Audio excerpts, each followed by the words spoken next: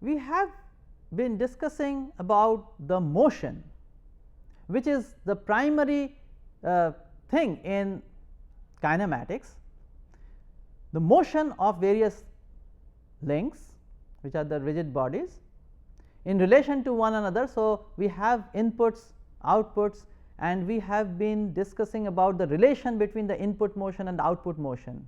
Motion, as we know, is characterized by displacement, velocity, and acceleration, and we have discussed these three relations for mechanisms as well as for robots. There is another concept or another reason why we use mechanisms, and that is to transform or transmit forces. So, a mechanism also transforms forces from the actuator on one hand and the output link on the other. So, the actuator forces are converted or transformed to the output forces that this mechanism applies, or it may drive certain load. For example, in the case of a screw pair, let us say screw pair, we have we have a rotary input and the motion of the nut is a linear motion. So, I can convert torque to force. Similarly, in 4R mechanism, let us say a 4R chain, we have a torque input that gets again converted to another torque output, but through an amplification. So, a mechanism transforms and transmits force. So, in this lecture we are going to look at this force relations at input and output. Now, when I bring in the concept of force in the study of kinematics, it has to be understood that this is not the dynamic force, that means the force that produces the motion, but the force that gets transmitted. So, it is the equilibrating forces that we are talking about. At a certain configuration, if I have a certain input torque, what is the output torque at that configuration? So, it is not about producing acceleration, but about converting force or amplifying force or diminishing force or transmitting force from the actuator to the output. So, to give you the overview of what we are going to discuss today, so we will start with the force analysis problem. I will introduce this problem and discuss the principle of virtual work, and I will explain the concept through examples of 4R chain, and subsequently I will also discuss examples of robots. So, what is the force analysis problem? So, as I have mentioned, the actuators provide input driving force. The mechanism drives certain load at the output, and the force can get transformed and transmitted. So, transformed means, for example, from rotary to rotary motion. So, basically torque to linear motion, essentially force. So, from torque to force, or from the torque of a motor to the output torque of the output link. Now, the force analysis problem is to determine the input output force transformation relation. So, here I have this example of a transfer device. When this actuator expands,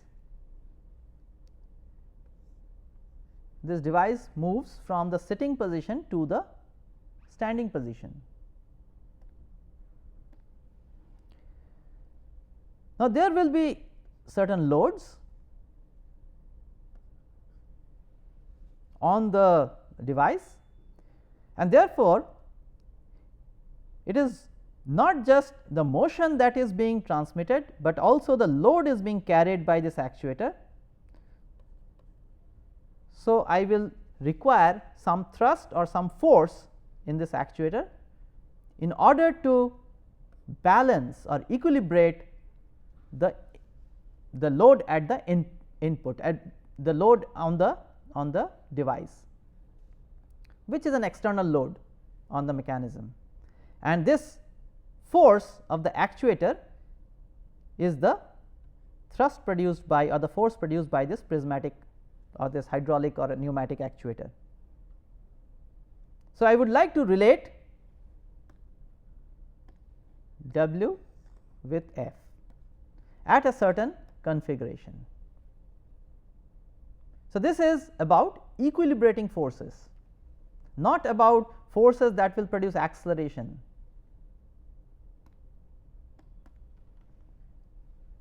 This is another example. So, if I am carrying a certain load, what should be the forces at the actuators to balance this load? So, this is our problem that we are going to discuss here.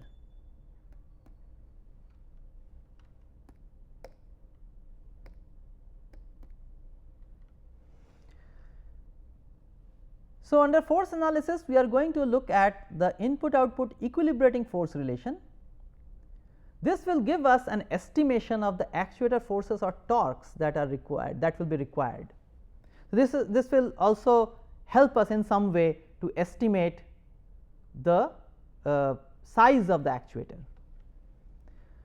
As I have mentioned, this is not about dynamic forces, forces that produce acceleration, but forces which maintain the static equilibrium.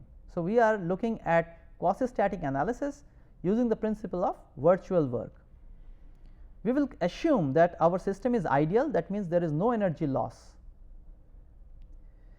Furthermore, for simplicity, we are going to assume that the weights of the links are small compared to the forces that they are carrying. So, under these assumptions and with this goal, we are going to discuss the force analysis problem.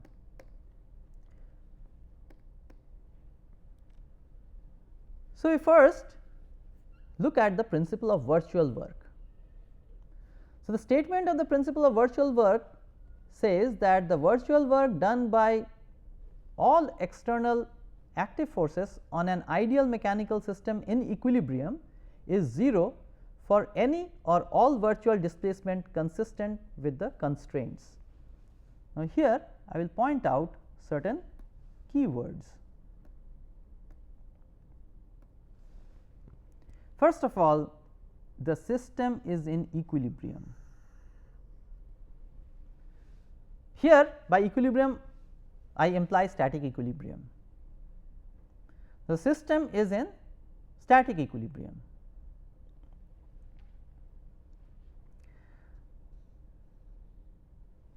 Secondly,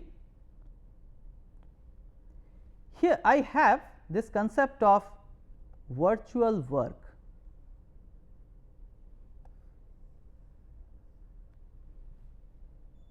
And I also have this concept of virtual displacements.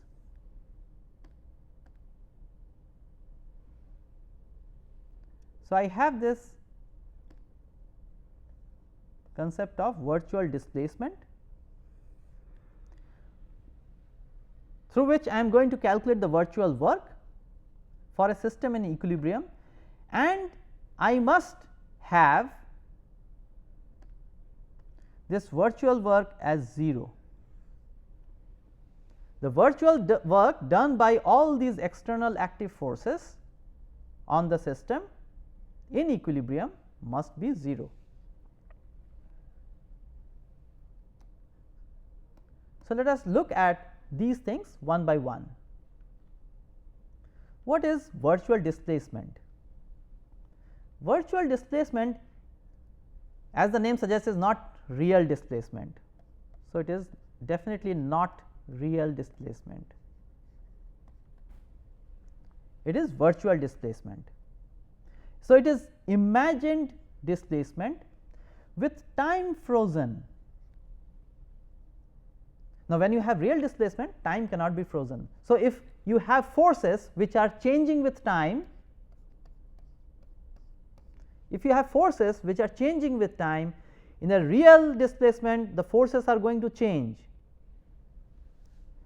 but in a virtual displacement forces will retain the value at that specific instant of time. So, for real displacement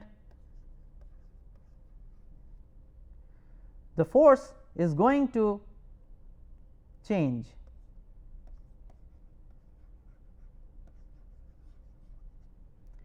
but for a virtual displacement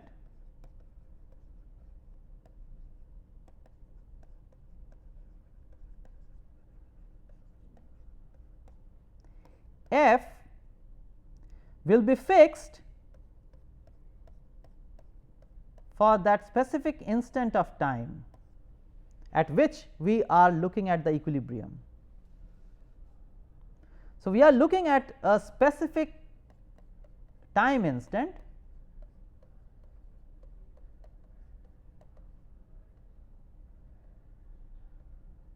So, this is a specific time instant where we are looking for equilibrium.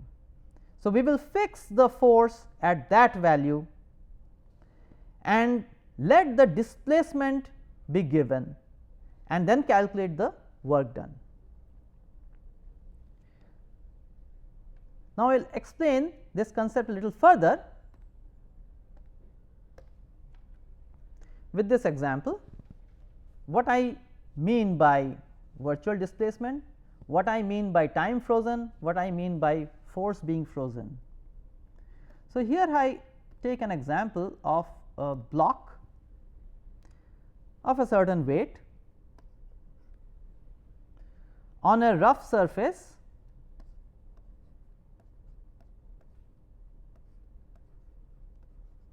with mu s as the coefficient of static friction and mu k as the coefficient of kinetic friction. So, there is a rough surface on which we have a block of weight W, and this is being pushed by a force P such that this system is in equilibrium, it is in static equilibrium.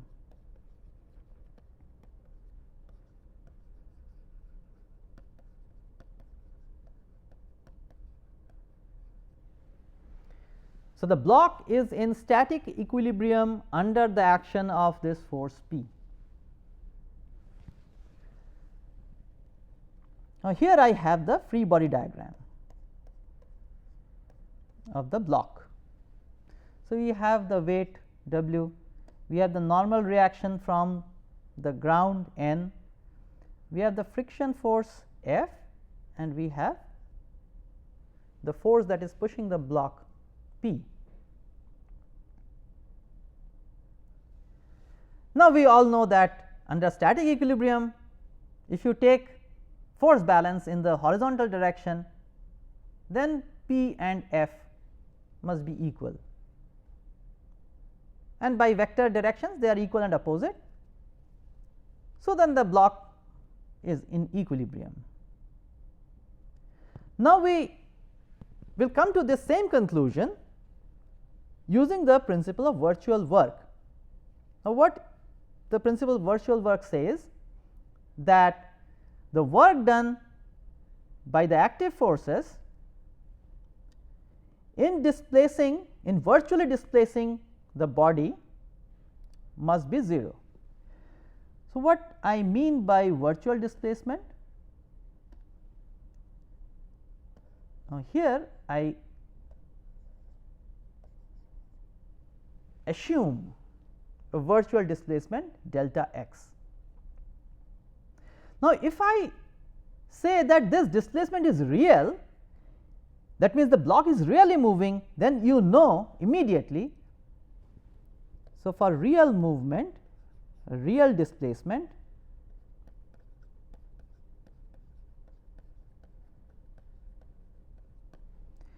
the force must be immediately be equal to mu k times n.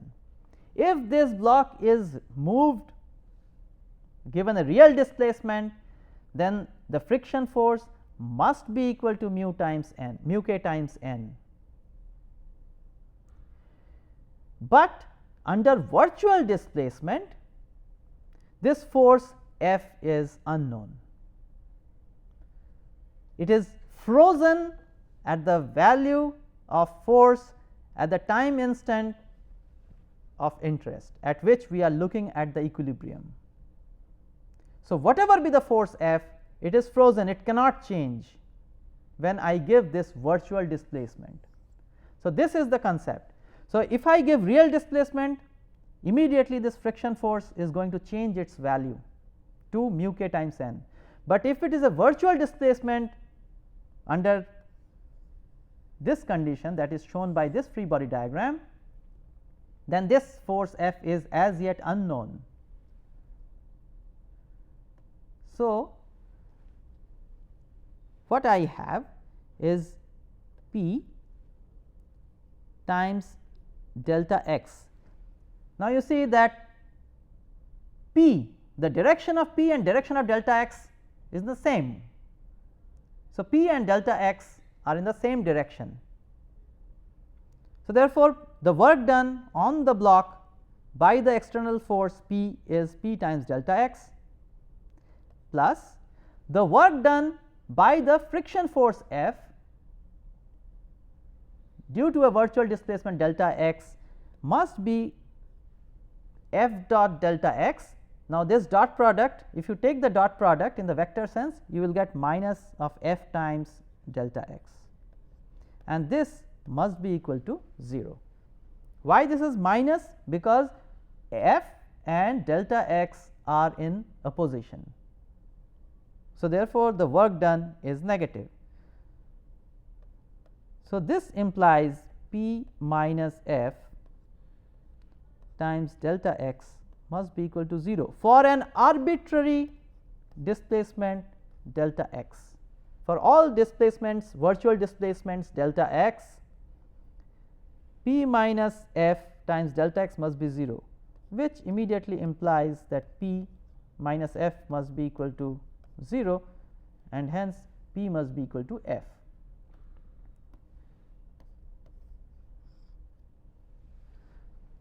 Now, from normal equilibrium equations, this is just a one step conclusion, but through the virtual work principle we have come to that same conclusion, but in a slightly different manner, and this is advantageous in a number of situations.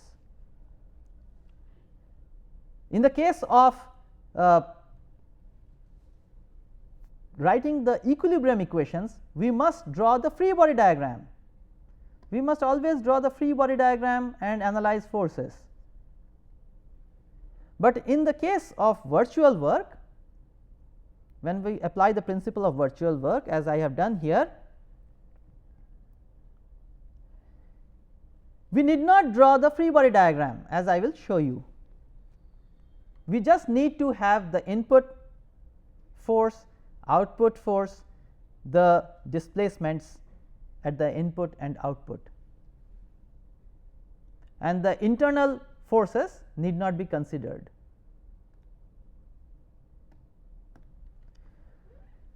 So, here again I explain the principle of virtual work for a mechanism that we are going to use. So, I have a mechanism at the input of which I have some input force, that is a P I, and at the output it is driving certain load. So, this mechanism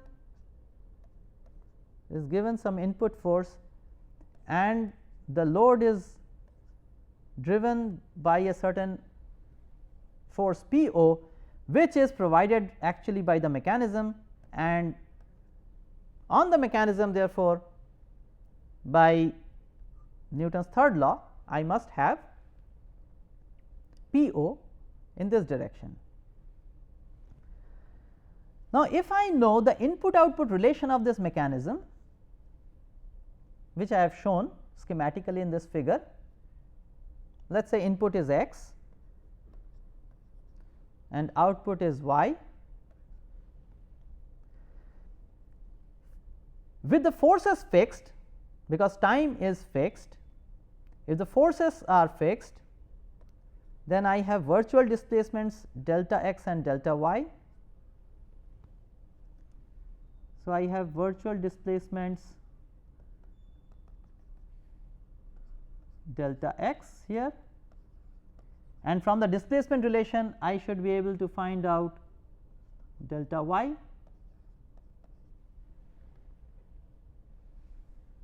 I should be able to find out delta y corresponding to the input displacement, input virtual displacement delta x. I can find out the output virtual displacement delta y. Then I can write the work at the input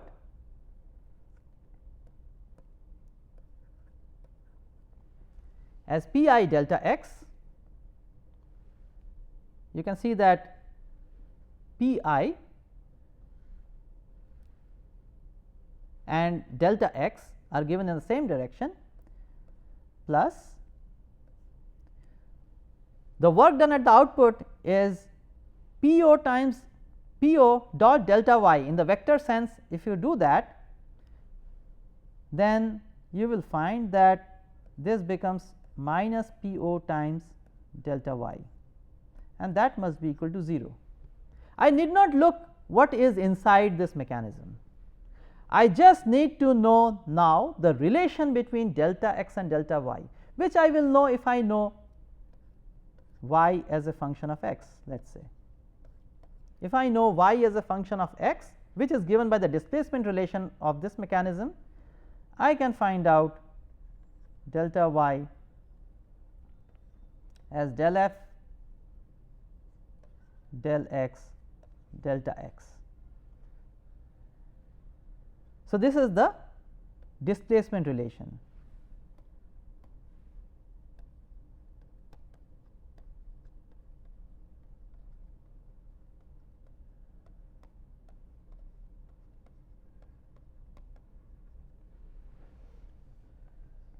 Now, this could have been obtained even from the velocity relation. Suppose I know y dot as some function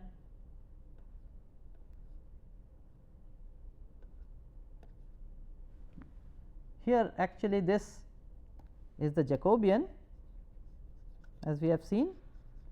Let me call it J. We have already discussed this, that the input velocity and output velocity, these are related through the Jacobian. So, therefore, I know the input output relation through this velocity.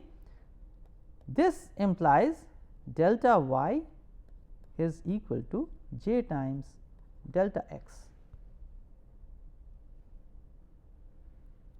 Because time is being frozen, I can consider that a small change in y and a small change in x with time frozen is related through the Jacobian of the mechanism. Now, this gives us the input output virtual displacement relations in a straightforward manner. Now, I will substitute this delta y in this place. So, then I have P I minus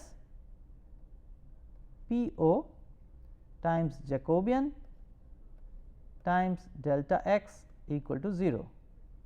So, from here I can very easily conclude that P I must be equal to P O times the Jacobian. So, that gives me the force relation. So, what did I require? I required the input output velocity relation or the displacement relation, and from there I can very easily find out the force relation. So, this is how the principle of virtual work is used. So, our plan is to study constraint mechanisms and subsequently robots. So, force analysis of constraint mechanisms, we are going to look at two chains. So, here I am going to first discuss the 4R chain. So, this shows the 4R chain.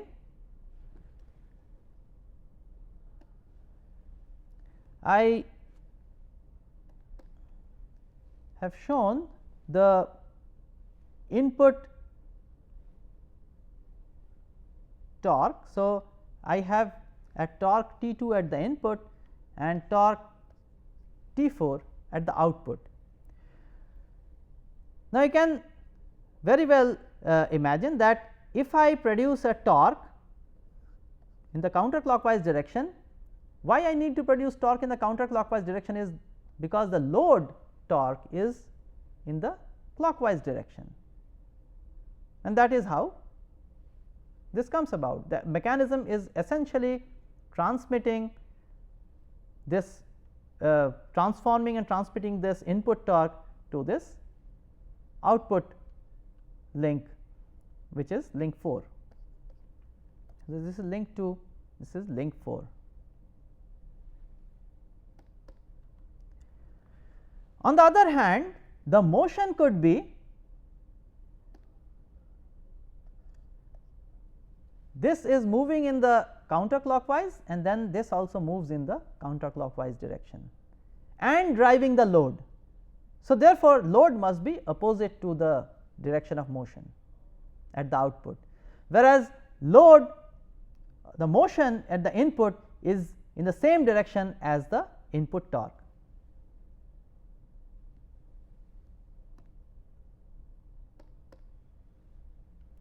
So, the motion at the input is in the same direction as the input torque, whereas motion at the output is in opposition with the output torque, and this is what is expected. So, therefore, work done, the virtual work done at the input plus the virtual work done at the output must sum up to 0 as per the principle of virtual work. Now, what is the virtual work done at the input? The virtual work done at the input is torque at the input tau 2 times the virtual displacement at the input delta theta 2. What is the work done at the output?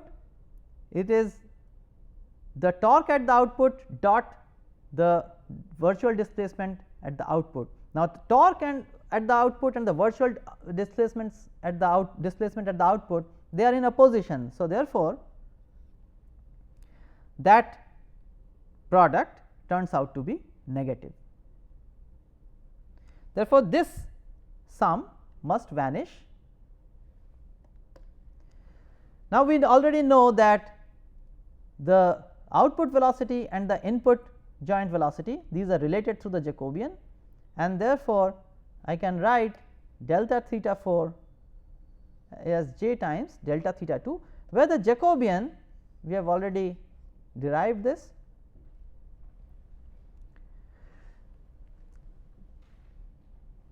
Expression before. So, therefore, if I substitute this expression of theta 4 in the virtual work expression, what I have is torque times delta theta 2 must be equal to torque at the input times delta theta 2 must be torque at the output times j times delta theta 2. Now, delta theta 2 can be arbitrary. So, this should be true for all delta theta 2, any delta theta 2. So, this can happen only when torque at the input is j times the torque at the output. Now, there is the thing to be noted here, the velocity relation is given as the output joint velocity is j times the input joint velocity, whereas the torque relation is the input torque relation is j times the output torque relation, output torque. So, the input torque is j times the output torque, whereas the input joint velocity is related to the output joint velocity as given here. So, the output joint velocity is j times the input joint velocity.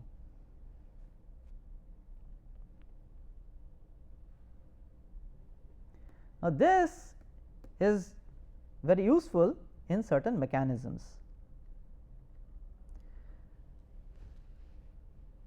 So, here I have this crimping tool, and right at the beginning of this course I had told you that this crimping tool can produce very high forces at the output. Here I have denoted by Fo the force at the output and Fi the force at the input. Now, let us see the transformation of forces in this crimping tool.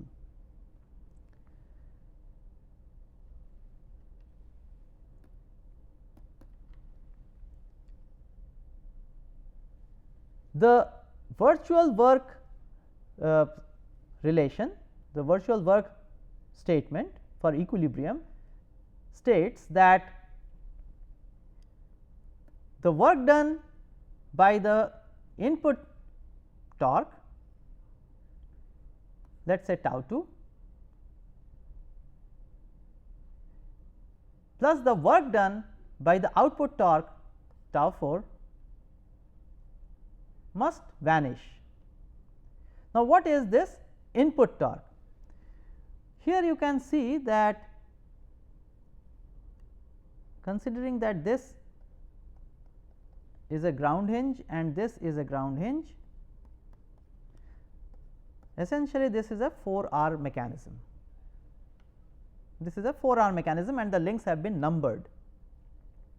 So, 2 is the handle, 1 is the ground, 2 is this handle, and the output link is 4. So, torque at the input is nothing but A times Fi, and the torque at the output is nothing but this distance B times Fo. So, this is what I have written out. Torque at the input is A times Fi and torque at the output is B times Fo. Now, I have this velocity relation, input output velocity relation through the Jacobian. So, therefore, delta theta 4 is Jacobian times delta theta 2. Now, this I will replace. So, this I will replace here, and the expression of delta theta 4 I will replace here, and I obtain A times Fi is equal to Jacobian times B times Fo, as I have written out here. So, therefore, Fo must be equal to this expression times Fi. Now, here we need to look at these angles. So, this is the force relation for us, input output force relation. So, Fi is the force at the input, Fo is the force of crimping. When theta 2, as you can see, this angle is theta 2, and the angle made by this link 3 is theta 3. When theta 2 is roughly equal to theta 3, as is shown here, you can see that theta 2 and theta 3. So, link 2 and link 3 are almost collinear, which means that theta 2 must be almost equal to theta 3. In that case, this denominator goes to 0, because theta 2 is almost equal to theta 3. So, sine of theta 2 minus theta 3 must be very close to 0. If that goes to 0 or is very close to 0, this multiplier is very high, it goes to, in the limit it goes to infinity, provided that theta 4 is not equal to theta 3, which it is not. As you can see, theta 4 is not equal to theta 3. So, therefore, this multiplier is very high.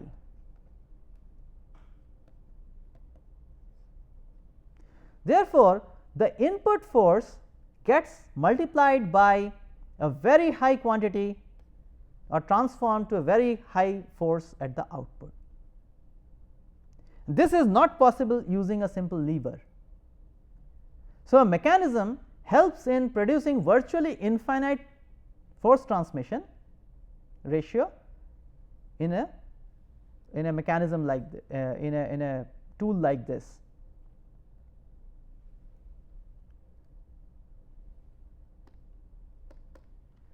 Similarly, in the aircraft landing gear, if you look at the mechanism in the aircraft landing gear, this is again a 4 bar mechanism, and here also theta 2, this dashed line is the line of frame, and this is theta 2 and this is theta 3. They are very equal, nearly equal or equal, and hence the torque relation between the input and output tau 2 is j times tau 4, where j is again given by this. Now, what happens here is, if I try to drive, so this is torque at 4. If I try to drive the wheel into the folding position, I will hardly require, because here theta 2 is almost equal to theta 3. So, the numerator vanishes. So, the required torque at the input is very, very small. The tau 2 required is very small.